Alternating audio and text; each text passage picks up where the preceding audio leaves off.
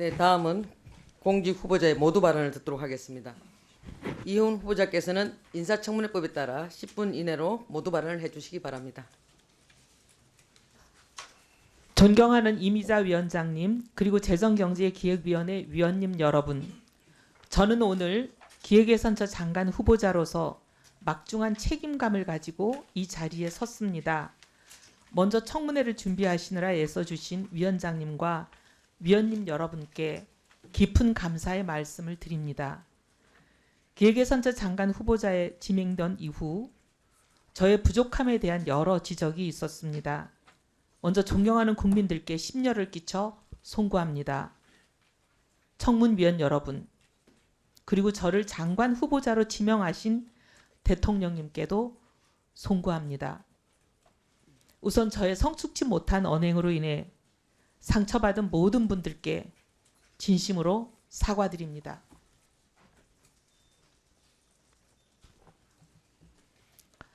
정책에 대한 집념과 결과로만 증명하겠다는 성과에 매몰된 외눈박이로 살아오면서 저와 함께했던 소중한 동료들에게 상처를 드린 점을 제대로 보지 못했습니다. 뼈저리게 반성합니다. 또한 내란에 동조했다는 비판을 피하기 어려운 잘못된 판단의 자리에 서 있었음을 다시 한번 사과드립니다. 어떠한 변명도 하지 않겠습니다. 책임은 오롯이 저에게 있습니다. 잘못을 즉시 인정하지 못하고 무려 1년이란 긴 세월을 망설임과 침묵 속에서 흘려보냈다는 사실, 즉 이 늦은 사과가 그 자체가 또 하나의 잘못임을 분명하게 인정합니다. 제가 평생 쌓아온 재정정책의 경험과 전문성으로 국민 주권 정부의 성공에 단 한 분이라도, 한 부분이라도 기여할 기회를 주신다면 저의 과오를 국정의 무게로 갚으라는 국민의 명령으로 알고 사력을 다하겠습니다. 장관직을 제안받고 깊은 고민을 했습니다. 통합과 협치의 필요성은 늘 제기되지만 지금까지 실질적인 성과는 없었습니다. 과거 여당이 소수당일 때는 통합의 손길이 세불리기로 오해받기도 했고 강력한 힘으로 뒷받침되지 못해 실질적인 성과를 내지 못했습니다. 그러나 지금은 거대 야당으로서 세불리기 자체가 필요치 않은 상황에서 나온 통합의 발걸음은 협치의 제도화를 향한 대통령님의 진정성으로 읽혔습니다. 진영 정치에 발목 잡혀 한 걸음도 앞으로 나가지 못하는 지금의 대한민국에 새로운 길을 여는 일에는 돌을 맞더라도 동참하겠다는 심정으로 이 자리에 서게 되었습니다. 국정은 진영의 것이 아니라 오직 국민의 것이어야 한다고 믿기 때문입니다. 그동안 소신을 접은 변절이라는 공격도 받았습니다. 하지만 저는 보수 진영에 속해 있었을 때도 꾸준히 그리고 가장 열심히 경제 민주화의 목소리를 내왔습니다. 최저임금법 개정안, 이자 제한법 개정안, 휠체어 금지법 등을 발의했을 때는 당을 떠나라는 숱한 공격을 받기도 했지만 이겨내 왔습니다. 시장 만능주의에 매몰되어 있는 보수가 아니라 진영을 넘어 오직 국민과 국익을 위한 실용에 방점을 두었기 때문입니다. 국민 주권 정보의 국정 운영에 다른 시각을 조화롭게 접목할 수 있는 접점이 많은 사람이라고 믿습니다. 재정도 마찬가지입니다. 4분기 연속 0%대 성장을 기록하다가 겨우 경기 회복세의 기로에 선 이 시점에 잠재 성장률을 반등시키고 양극화와 K자형 회복을 완화하기 위해서는 재정의 적극적인 역할이 필요하기에 재정의 생산성과 재정의 지속 가능성에 대한 주의와 관심 또한 그 어느 때보다 중요합니다. 그동안 지출 효율화를 일관되게 주장해온 사람으로서 중복은 걷어내고 누수는 막아내는 일에 성과를 낼 준비가 되어 있습니다. 재정이 필요한 시점에 제 역할을 충실히 하면서도 데이터와 성과 분석에 기반한 재정 운영을 통해서 예산의 효율성을 극대화하는 똑똑한 재정을 하자는 것이 저의 일관된 지론입니다.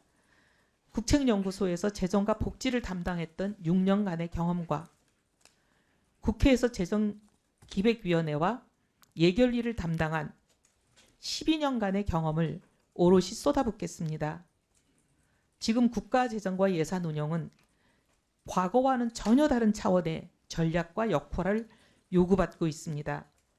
트럼프 시대 이후 완전히 변화된 국제정세와 새로운 경제질서 속에서 대한민국을 지켜내기 위해서입니다.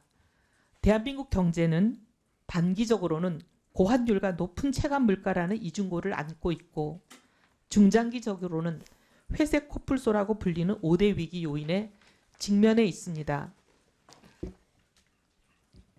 인구위기, 기후위기, AI 산업기술의 대격변, 양극화, 지역소멸, 어느 하나 소홀히 할 수 없는 성장 잠재력의 저해 요인들입니다. 중장기적 관점에서 멀리 보고 국가의 미래를 계획하고 예산을 그 계획에 연계시킴으로써 국가 미래 계획의 실현 가능성을 높이겠다는 것이 기획예산처의 출범 이유입니다. 즉 예산을 국가 비전을 실현하는 수단으로 정책 우선순위를 조정하는 도구로 성과 중심의 관리 수단으로 전환하는 임무를 저의 마지막 소명으로 알고 다음 4가지 과업에 저의 모든 역량을 쏟아붓겠습니다. 첫째, 미래 사대를 위한 중장기 발전 전략을 수립하겠습니다. 새로운 성장 패러다임을 제시하겠습니다. 도출된 과제들이 계획대로 실행되어 국민들에게 그 성과를 체감하실 수 있도록 예산과도 긴밀하게 연계하겠습니다. 둘째, 성장과 복지의 동시 달성을 위해 지속 가능한 성장 기반을 확립함으로써 기본권이 보장되는 공동체 실현을 뒷받침하겠습니다. 성장과 복지는 상충되는 목표가 아니라 함께 갈 수밖에 없고 함께 가야 한다는 소신으로 사회 안전망을 촘촘히 재정비하겠습니다.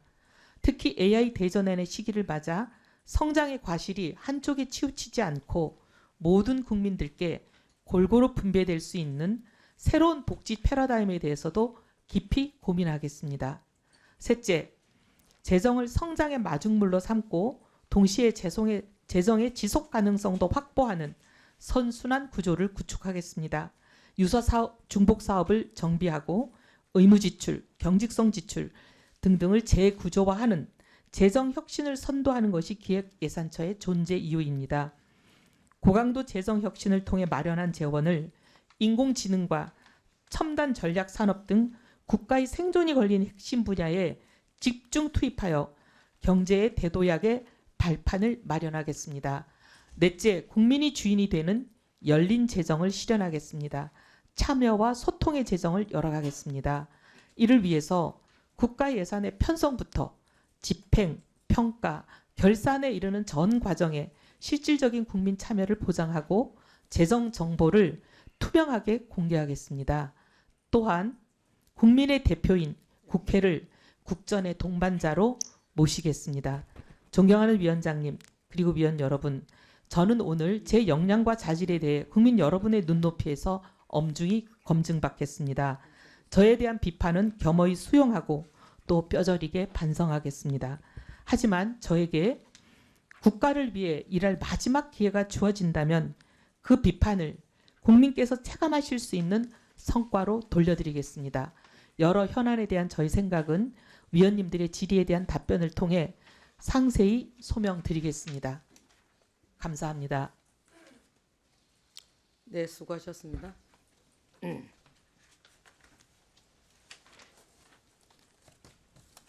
네, 후보자님, 수고하셨는데요. 제가 좀 이렇게 후보자님 말씀을 듣다 보니까 정책에 대한 진정과 결과로만 증명하겠다는 성과에 매몰된 외눈박이로 살아오면서 이렇게 말씀하셨는데 이 외눈벽이라는 말이 한쪽 눈이 멀거나 이런 사람들에게 낮잡아서 하는 말이기도 한데 이 부분 수정할 생각 없으십니까? 네, 죄송합니다. 그 부분 생각 못했습니다. 수정하겠습니다. 이런 하나부터 후보자님의 태도가 보이는 겁니다.